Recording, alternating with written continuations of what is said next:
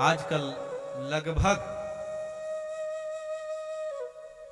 ज्यादातर लोग मांस का सेवन करते हैं, और कुछ लोग मांस का सेवन ये सोचकर करते हैं कि हमारे शरीर को पुष्टि प्रदान करता है मांस, हम अष्टपुष्ट बनेंगे, लेकिन ऐसा नहीं है।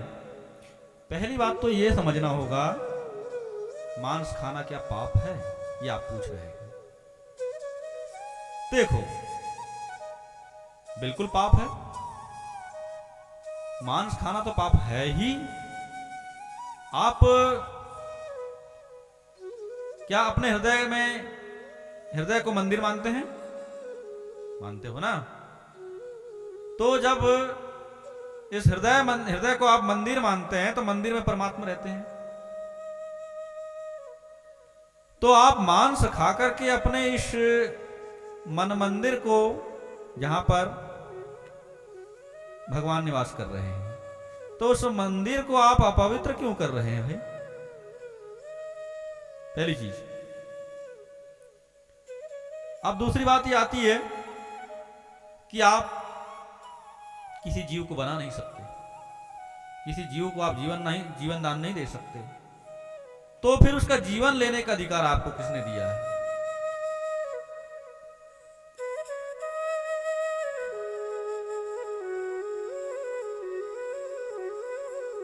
एक सज्जन ने हमसे एक बार ऐसा ही प्रश्न किए थे, शायद वो खरगोन से थे।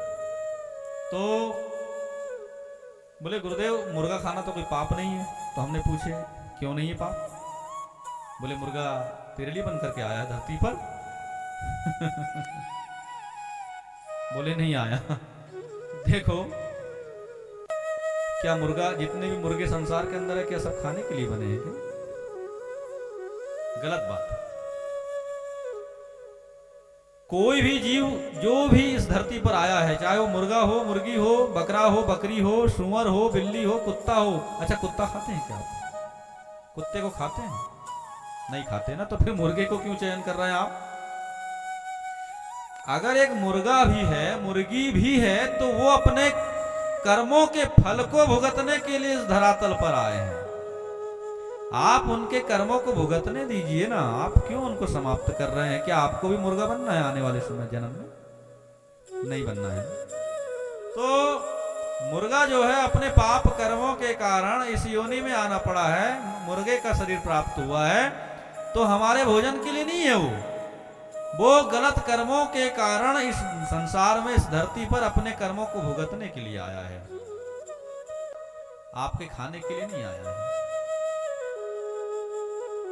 आप बोलते हैं कि नहीं महाराज जी, बड़े बड़े लोग खाते हैं। अरे बड़े बड़े लोग, वो बड़े किस चीज से हो गए? वो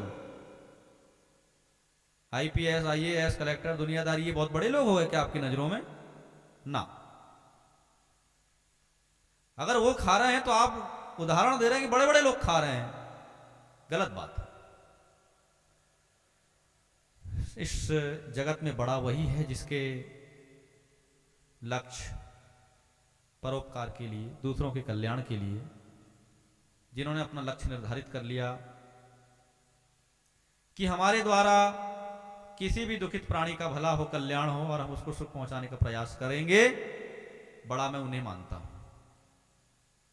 पद से, औहदे से, उम्र से, धन से, दौलत से कोई बड़ा नहीं होता है।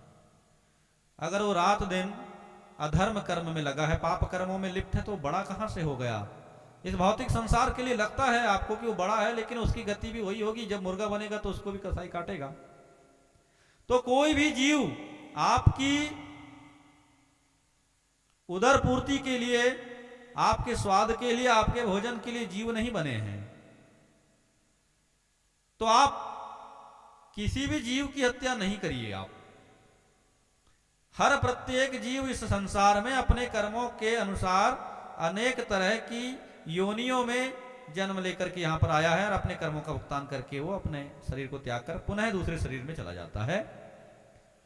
तो मांस खाना पाप है, बिल्कुल पाप है, और किसी भी जीव को आप नुकसान ना पहुंचाएं।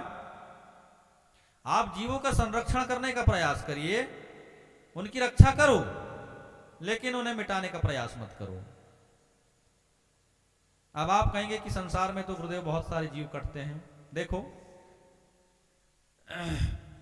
परमात्मा ने सभी को बुद्धि दिया, बुद्धि प्रदान किए। आप बुद्धि का प्रयोग करें, अपने विवेक का परिचय दें और बुद्धि विवेक के द्वारा निर्णय लें कि क्या करना पाप है, क्या करना पुण्य है, उसके अनुसार आप चलें। और इस प्रकार के गलत कार्य ना करें आप।